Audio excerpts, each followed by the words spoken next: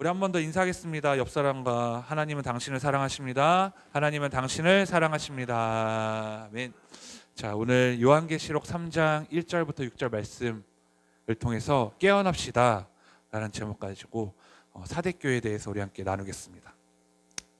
벌써 요한계시록 그 7교회 설교가 5번째입니다. 5번째 교회인데 오늘은 예수님께서 사대교회를 통해서 전하신 말씀을 함께 나누겠습니다.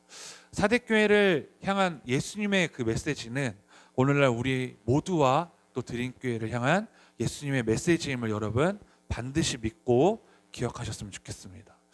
사대교회를 알아보기 전에 사대라는 지역이 어떤 곳인지 우리가 먼저 살펴볼 필요가 있습니다.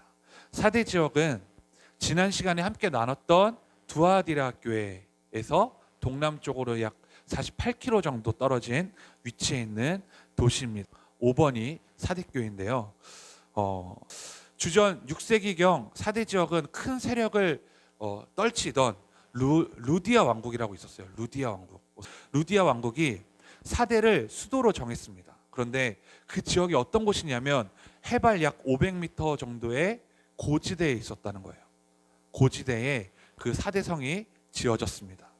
높은 곳에 위치해 있었고 또 가파른 언덕 위에 세워졌기 때문에 적들이 공격하기에 굉장히 어려운 난공불락의 도시였던 것입니다.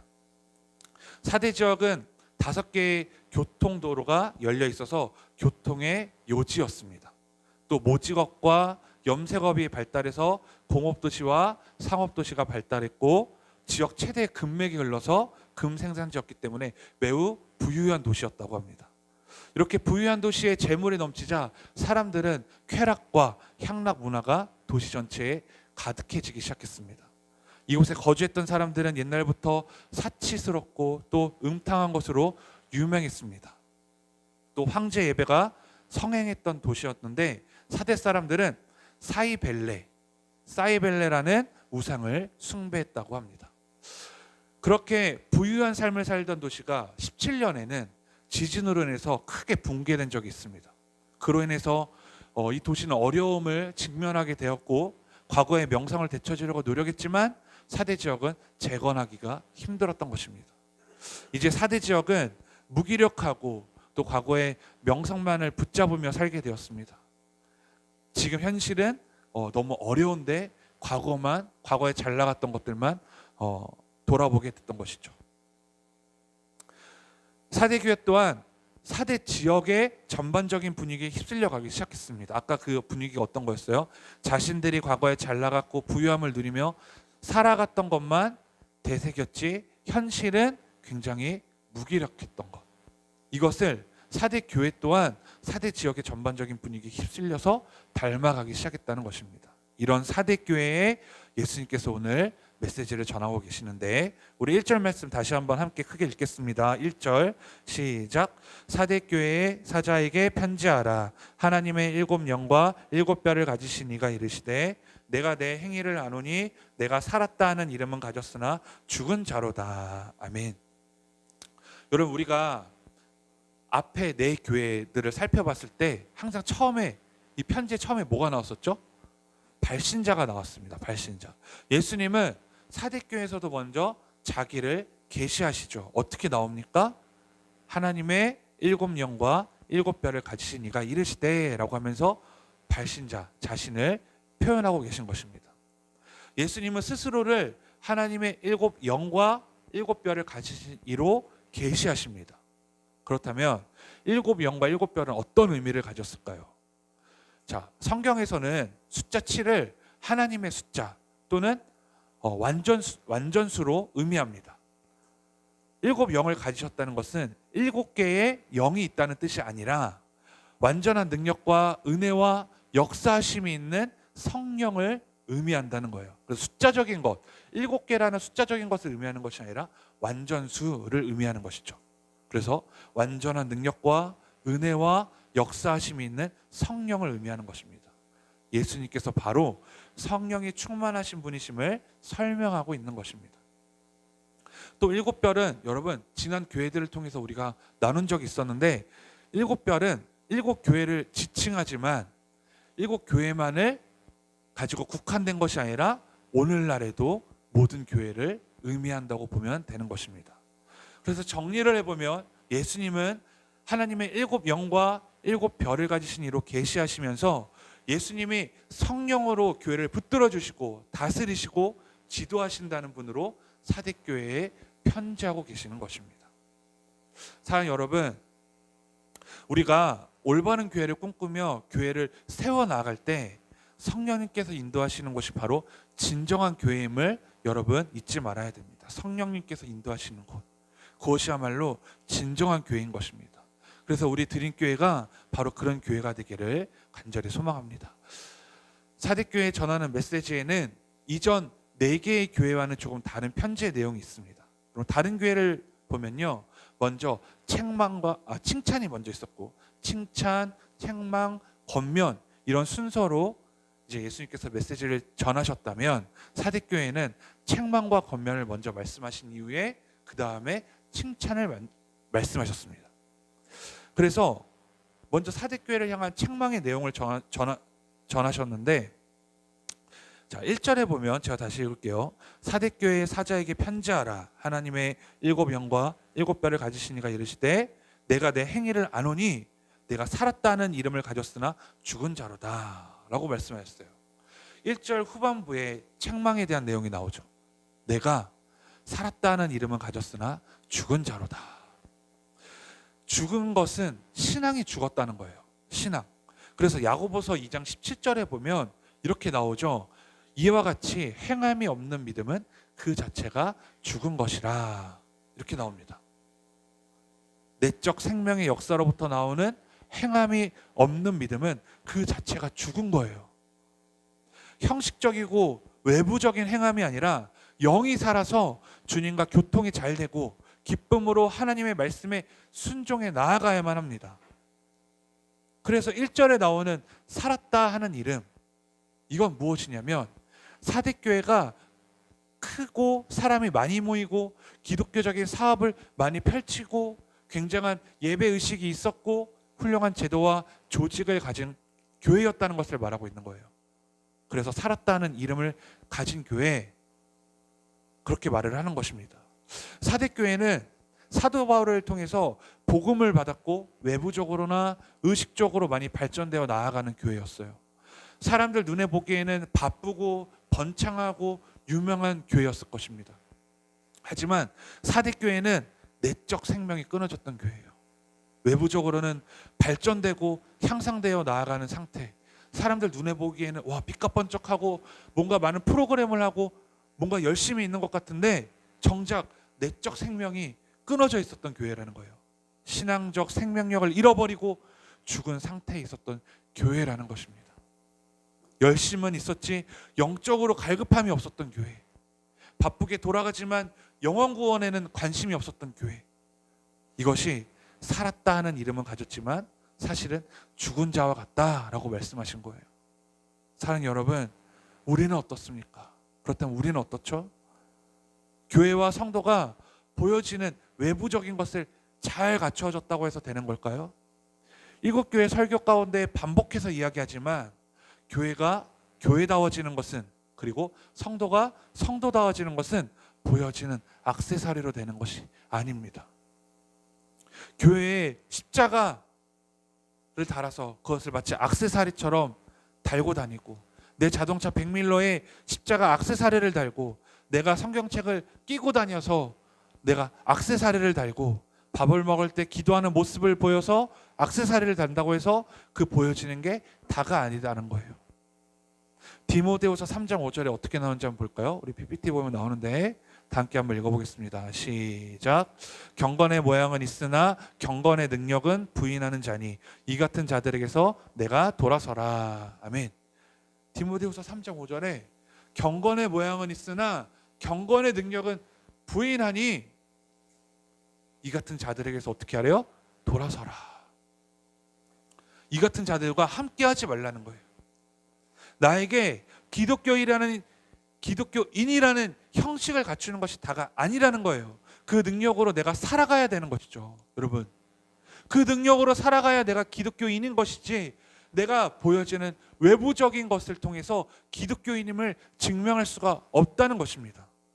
겉으로는 화려하고 바쁘고 열심히 하는 것 같은 사대교회이지만 정말 예수님이 원하시는 길로 가지 않으니 오늘 책망당하는 것 아니겠습니까?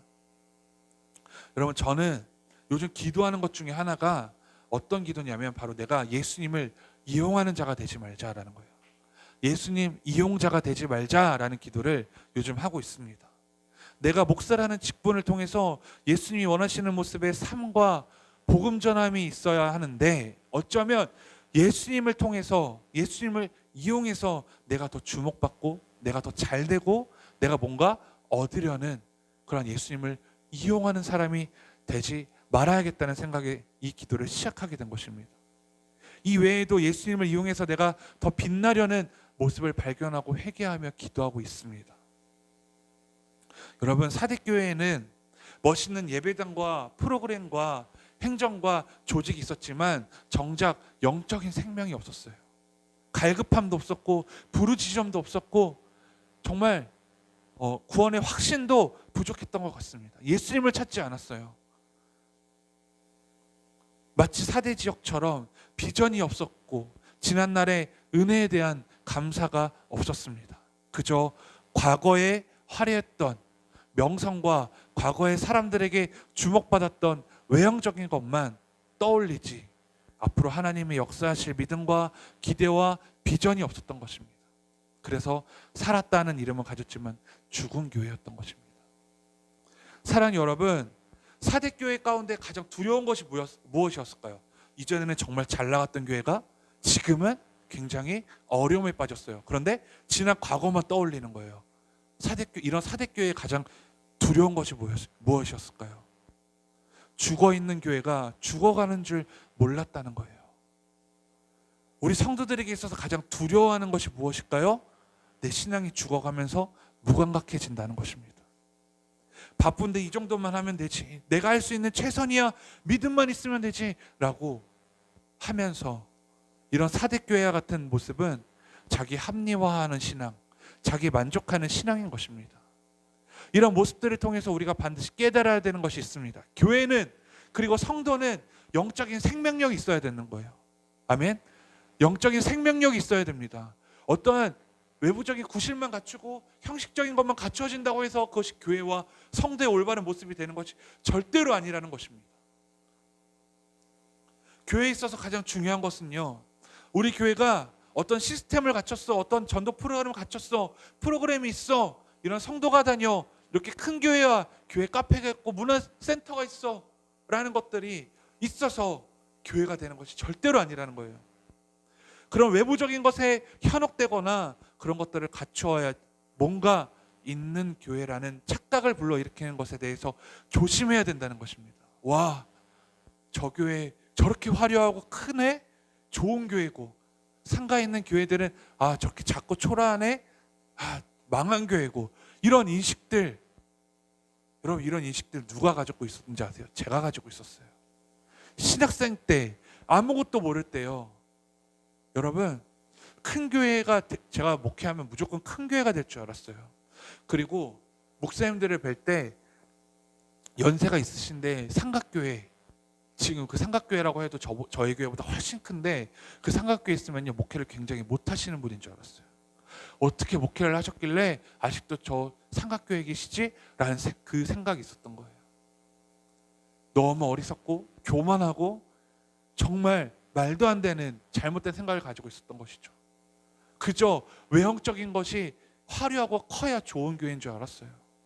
그런데 제가 목회를 하고 개척을 하고 지금 이 자리에 와 있어 보니까요, 어떤 교회가 좋은 교회고 어떤 교회가 큰 교회다, 이런 기준이 완전히 무너져 버렸습니다. 복음을 전하는 교회가 크고 좋은 교회인 거예요. 건물은 크고 화려한데 복음은 없고 그것에 생명이 없으면요, 그 교회는 올바른 교회라고 볼 수 없습니다. 여러분, 예수님에게는 중요한 것은 그런 화려함과 크기가 아니라는 사실이에요. 우리 교회는 성도들이 예배를 통해 회복되고 있습니다. 우리 교회는 성도들이 서로 기도해 줌으로써 하나가 되고 있습니다. 우리 교회는 철저하게 하나님 말씀 중심으로 사역하고 있습니다. 우리 교회는 힘들고 어려운 이웃에게 사랑을 전하고 있습니다. 저는 우리 드림교회가, 그리고 성도님들이 바로 그런 교회가 되기를 간절히 소망합니다. 아멘이십니까? 아멘. 개척교회고 작은 교회지만 생명력이 있는 교회, 한 영혼을 예수님의 마음으로 사랑하는 교회, 하나님께 드려지고 이웃에게 나누는 교회, 영적인 열기와 열정이 있는 교회, 이런 교회가 되도록 함께 여러분 노력하고 우리가 기도했으면 좋겠습니다. 이런 사대교회를 향해서 예수님은 권면하십니다. 우리 2절부터 3절 우리 함께 읽어보도록 하겠습니다. 3장 2절부터 3절 시작. 너는 일깨어 그 남은 바 죽게 된 것을 굳건하게 알아. 내 하나님 앞에 내 행위를 온전한 것을 찾지 못하였노니 그러므로 내가 어떻게 받았으며 어떻게 들었는지 생각하고 지켜 회개하라. 만일 일깨지 아니하면 내가 도둑같이 이르니 어느 때에 내가 이를지는 내가 알지 못하리라. 아멘.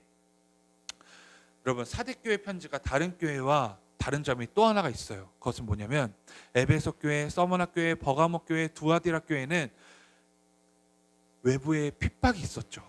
그리고 이단의 공격도 있었습니다. 그런 내용이 있었단 말이에요. 그런데 이 사대교회는 외부의 핍박과 이단의 공격에 대한 내용이 없어요. 오히려 과거에 명성이 있었던 교회였지만 책망받습니다. 외부의 핍박이 없어서 오히려 예수님께 집중할 줄 알았는데 그게 아니었어요. 그럼 문제는 누구예요?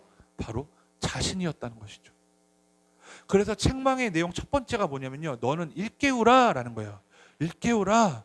이걸 쉬운 성경에서 찾아봤더니 깨어나라 라고 기록되어 있더라고요. 깨어나라. 사대교회는 한때 성령의 은혜가 충만했지만 지금은 아니었다는 거예요. 그래서 깨어나라 라고 예수님이 권면하십니다. 교회가 외부적인 의식과 제도, 사업에서는 발전되어져 갔지만 영적인 생명은 죽은 상태에 빠졌으니 완전히 생명의 역사가 끊어지기 전에, 완전히 무너지기 전에 회개하고 바로 일어나라 라는 거예요. 웨이크업, 영어 성경이 웨이크업이라고 나와 있더라고요. 사랑 여러분, 여러분은 하나님 앞에서 죽어져 가고 있습니까? 아니면 날마다 살아가고 있습니까? 깨어져 가고 있습니까? 깨어나고 있습니까? 영적으로 죽어져 간다면 오늘 이 시간 회개하며 영적으로 일으켜 세워달라고 간구해야 됩니다. 이 시대에 많은 교회가 비판의 대상이 되어가고 있는 것은 어쩌면 회개하지 않고 깨어나지 않기 때문입니다. 숫자적인 부흥, 외적인 부흥이 잘못된 것임을 알고도 그것이 죽어져 가는 것인 줄 알면서 깨어나지 않기 때문이죠. 여러분, 저도 알아요. 내가 이렇게 행동하면 내 신앙이 무너지고 뭔가 하나님 앞에 잘못된 것을 알면서 내 만족과 유익을 위해서 내가 그렇게 행할 때가 있거든요. 그렇게 알면서 내가 깨어나지 않고 있는 거예요. 그런데 이 시대의 교회와 많은 성도들이 그렇게 깨어나지 못하고 있기 때문에 참 기쁨과 행복과 하나님 앞에서의 감사를 누리지 못하고 교회를 다니면서 힘들어하는 것입니다. 여러분, 제가 경험해 보니까 정말 교회가 올바른 가치와 올바른 목표와 올바른 교회론을 가지고 운영되어지는 교회 성도들은요, 행복해요. 그런데 어떤 교회는요, 전도도 억지로 하고 등 떠밀려서 교회 다니고 마치 진짜 목사님이 무서워서 막 전도를 억지로 해야 되는 교회는요, 성도들 자체가 굉장히 피곤해합니다. 교회 다니면서 굉장히 어려워해요. 여러분, 우리 교회는 날마다 깨어나는 교회가 되기를 간절히 소망합니다. 책망의 두 번째는 남은 바 죽게 된 것을 굳게 하라입니다. 남은 바 죽게 된 것을 굳게 하라. 사대교회는 전반적으로 영적으로 죽어있는 상태였어요. 하지만 그 중에 몇몇 성도들은 아직 그 신앙이 살아서 유지하고 있으니까 이들과 함께 다시 세워가라는 것입니다. 너희들 완전히 다 무너진 거 아니야. 너희들 중에 몇몇은 깨어있는 성도야. 그러니까 그 성도들과 함께 다시 일으켜 세워라 예수님께서 권면하신 거예요. 예수님께서 사대교회에 남아있는 몇몇 성도들 때문에 사대교회의 심판을 미루시고 다시 세워질 기회를 주신 것입니다. 우리가 바로 그런 존재가 되길 원해요. 여러분, 이 시대를 볼 때 얼마나 정말 죄로 인해 오염되어져 가고, 우리 아까 조민희 성도님이 기도하셨던 것처럼 정말 얼마나 힘든 세대를 살아가고 있습니까? 그런데 예수님께서 우리의 모습을 보시고 그 심판을 미루시길 간절히 소망합니다. 책망의 내용 세 번째는 어떻게 받았으며 어떻게 들었는지 생각하고 회개하라입니다. 3절에 나오죠. 예수님께서는 사대교회를 향해 이미 받은 진리를 기억하고 지키면서 회개하라고 말씀하십니다. 여러분, 이전 교회들은 예수님이 어떻게 책망하셨냐면요, 발람의 교훈을 지키지 말라, 니골라당의 교훈을 지키지 말라, 이세벨의 교훈을 지키지 말라, 이렇게 교훈하셨지만 사대교회는 이전에 배우기는 바로 배웠고 또 복음을 바로 받았기 때문에, 왜냐하면 이전에 사대교회는 성령의 충만함을 입었던 교회였잖아요. 그랬기 때문에 그것을 기억하고 지켜 회개하라고 말씀하십니다. 영성이 죽은 자가 다시 살아날 수 있는 방법은요, 이 말씀을 통해 알 수 있듯이 회개함밖에 없어요. 내 영적으로 침체되어 있고 죽어 있는 것 같다면요, 가장 좋은 방법은 회개함이라는 사실이에요. 회개함에 있어서 가장 중요한 것은 다시 복음으로 돌아가는 것입니다. 내 죄악된 생각과 내 죄악된 뜻을 버리고 하나님의 말씀으로 돌아가 하나님이 원하시는 구원의 길로 나아가는 것이 진정한 회개인 것입니다. 사대교회를 향해서 예수님은 회개하지 않으면 주님께서 심판주로서 도둑같이 임하실 것을 경고하십니다. 여러분, 도둑 맞아 보신 적 있어요? 소매치기나 있으시죠? 한 번쯤. 네? 그런데 그 소매치기라고 생각해볼까요? 소매치기가 내가 당신의 주머니에 있는 거 1분 뒤에 빼갈 거니까 그렇게 아세요라고 말합니까? 아니죠. 언제 가져갔는지 모르잖아요. 예수님께서 소매치기라는 게 아니라요, 소매치기가 그렇게 왔다 가는 것처럼 언제 왔다 가실지 모른다는 거예요. 얼마나 무섭고 두려운 말씀입니까? 우리 또한 날마다 회개하며 말씀된 삶으로 돌아가기를 소망합니다. 우리 이제 사대교회를 향한 칭찬에 대한 내용을 살펴볼 건데 4절 말씀 함께 읽겠습니다. 시작. 그러나 사대의 그 옷을 더럽히지 아니한 몇 명이 내게 있어 흰 옷을 입고 나와 함께 다니리니 그들은 합당한 자인 영고라. 아멘. 자, 여기 보면 칭찬에 대한 내용이 나오는데 여기에 옷이 나옵니다. 옷은요, 성경에서 행실을 상징해요. 행실. 사대교회는 타락하고 죄와 타협하는 성도들이 대부분이었지만 아까도 말했듯이 그 중에서도 신앙을 지키는 신자들이 몇 사람 남아 있었는데 그들을 칭찬하시는 거예요. 저는 오늘 이 말씀에 주목하길 원합니다. 환난이 올 때 신앙을 지켜 나가는 것은 정말 어려운 일이죠. 하지만 환난과 유혹과 시험을 이기지 못하면 신앙을 지킬 수가 없어요. 여러분, 잘 들어보세요. 환난과 유혹과 시험을 올 때 그것을 이기지 못하면요, 신앙을 잃어버리는 거예요. 신앙을 지킬 수가 없습니다.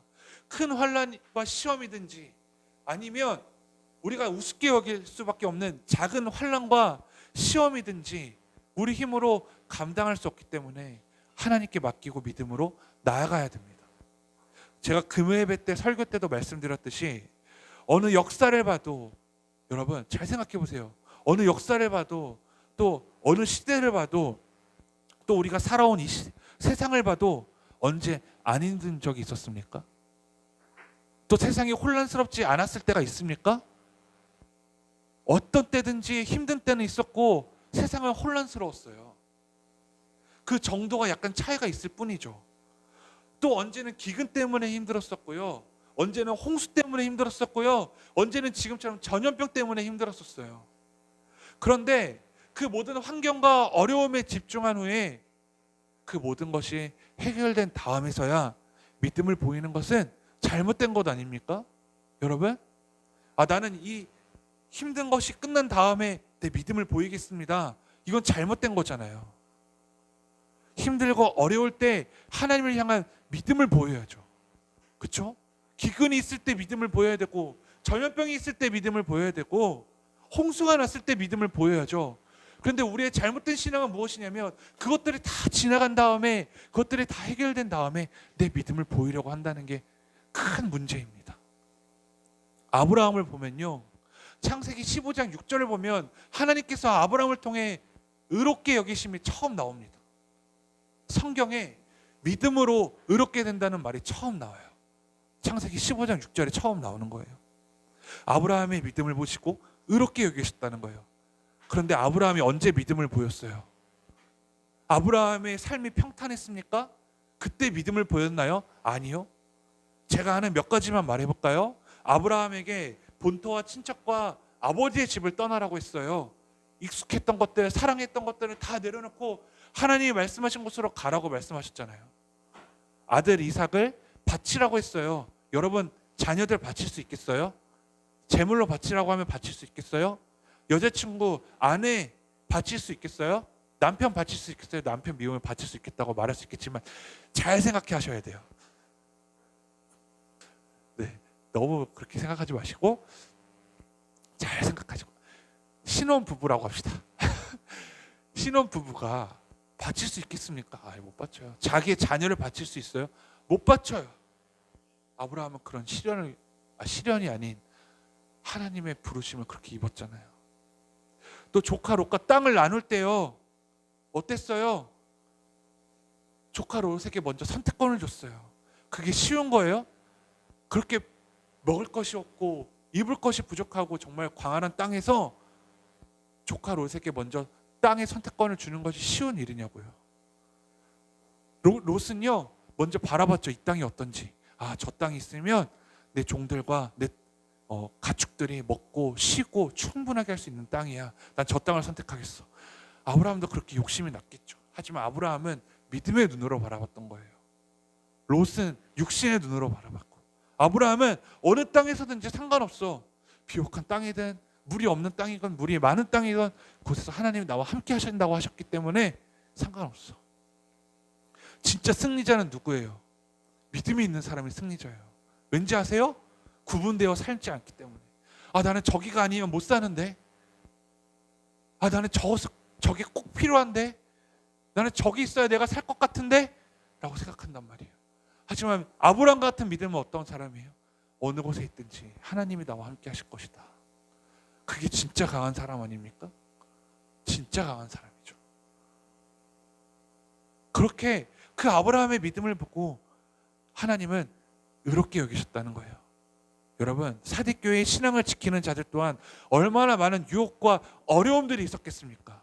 눈에 보이는 신앙을 잃어버린 사람들이 많이 있고, 하나님을 떠나 죄악된 삶을 살고 있고, 내가 신앙을 지키며 살아가는 것이 맞는 것인지 의심될 정도로 힘들지 않았겠습니까? 하지만 그들은 신앙을 지켰어요. 아브라함도 신앙을 지켰습니다. 우리는 어떻습니까? 믿음을 잃어버린 채 겉으로 화려한 신앙을 가진 사람처럼, 거룩한 사람인 것처럼 보이기 위해서 노력한다면 회개해야 됩니다. 내가 코로나가 끝나고 믿음을 보일게요. 아니요, 지금 믿음을 보일 때잖아요. 아멘? 아멘? 지금 믿음이 필요할 때요. 하나님은 지금 찾고 계시잖아요. 하나님은, 여러분, 코로나가 끝나고 그래 너의 믿음을 보여라, 그 상황 가운데서 너의 환경이 나아진 상태에서 믿음을 보여라. 아니요, 지금이에요. 지금.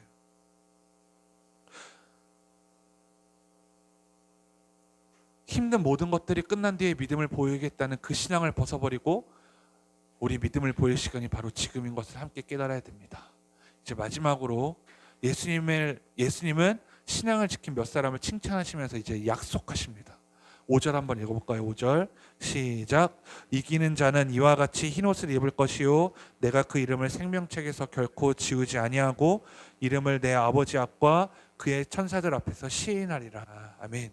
약속의 첫 번째는 뭐냐면요, 이기는 자는 흰옷을 입을 것이요 입니다. 이기는 자는 흰옷을 입을 것이요. 흰옷은 예수님의 피로 제시씀을 받아서 의롭다고 인정받고 성결된 성도에게 입혀주는 두루마기라고 합니다.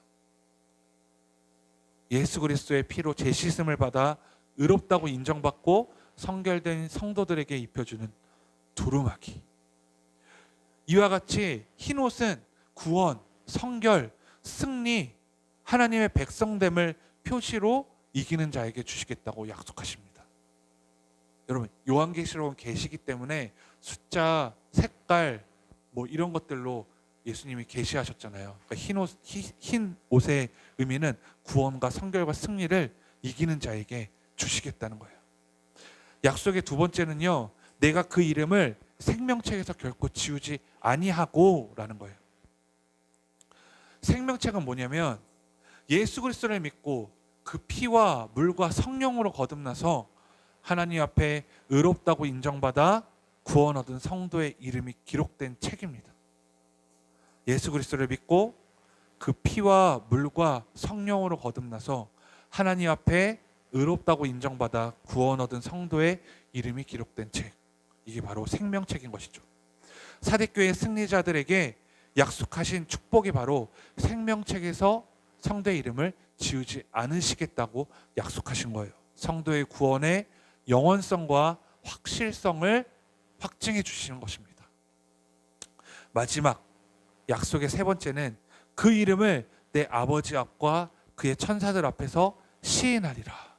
그 이름을 내 아버지 앞과 그의 천사들 앞에서 시인하리라. 생명책에 기록된 성도의 이름을 하나님 앞과 수많은 천사들 앞에서 공개적으로 불러 시인해 주시겠다는 축복의 약속입니다. 그만큼 하나님께서 인정하시겠다는 거예요. 그 사람을 인정하겠다. 여러분, 오늘 사대교회에 대해서 함께 말씀을 나눴습니다. 우리는 사대교회를 통해 믿음과 신앙을 점검해 봐야 됩니다.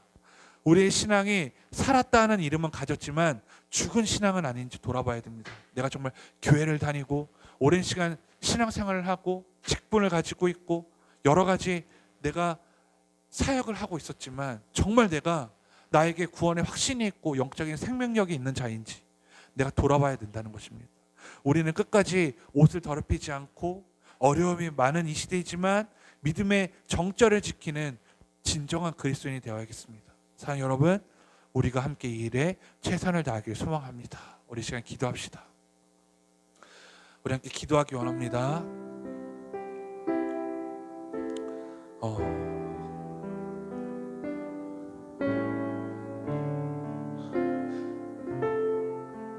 교회를 통해서 또 성도의 모습을 통해서 우리가 하나님 앞에 드려져야 되는 것은 우리의 믿음의 정절을 지키고 진정한 그리스도인으로서 날마다 새로워지는 것입니다. 우리의 믿음을 보일 때가 언제입니까? 바로 지금이에요. 내 문제가 해결되고 내 상황이 조금 나아진 다음에 믿음을 보이는 것이 아니라 아브라함처럼 그 어려운 가운데 믿음을 보이는 것이 진정한 믿음입니다. 그런데 사대교회는요, 많은 사람들이 죄악된 삶을 살았지만 무너지는 삶을 살았지만 그 중에 몇몇은 바로 지금 믿음을 가진 자였어요. 그래서 예수님은 그 지금 가진 믿음을 가진 자에게 소망을 두셨습니다. 너희들이 일으켜 세워라. 너희들이 일으켜 세워라. 여러분, 지금 이 시대에 비교해 봤을 때 이 시대에 필요한 것은 하나님이 찾으시는 사람은 지금 믿음을 가진 사람입니다. 지금 믿음을 보이는 사람입니다. 그 사람이 바로 내가 되길 원합니다. 주님, 내가 그 사람이 되어서 흰옷을 입은 자가 되게 해주시고 생명책에서 지워지지 않는 이름을 가진 자가 되게 해주시며 내 아버지와 그의 천사들 앞에서 그 이름이 울려 퍼지는 자가 되게 해주시옵소서. 우리 시간 함께 이 기도 제목 가지고 함께 기도하겠습니다. 하나님 감사합니다. 오늘 사대교회